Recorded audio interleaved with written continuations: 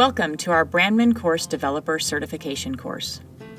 We started out wanting to set this course shell apart visually from other shells so that our developers would immediately be able to see the difference. We created a set of graphics that we added to all of our course documents and throughout the shell. Because this course is not linear in nature, it's more of a choose-your-own-adventure, we kept in mind that we were creating something that our developers would come back to in the future. We divided the resources into themes: foundations, outcomes, quality, technology, and transformation. Within these units, we created 3 levels to help the learner identify what they needed to engage with. We have Brandman required resources.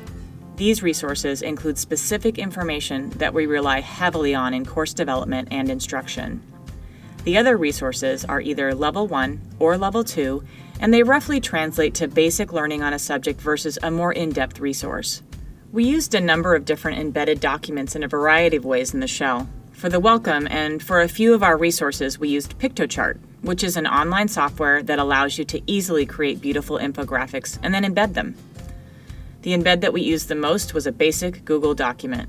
Here we have our syllabus, and embedding this document allows us to make changes on the fly so that any changes we make automatically show up in all of the course shells. As you can see, we have live links in this document, and clicking on them will open the document in another window. One best practice for this type of embedding is to include a link for the actual document within it so people can have their own copy to work with however they choose. During our live kickoff session, the participants break into teams to look at a few different learning theories and then report out. For that, we give them a Google Slide template that we have already loaded into the Blackboard shell, and they create a quick presentation during the session. Because it is embedded, when it is time to share out, we just open it from the Blackboard shell.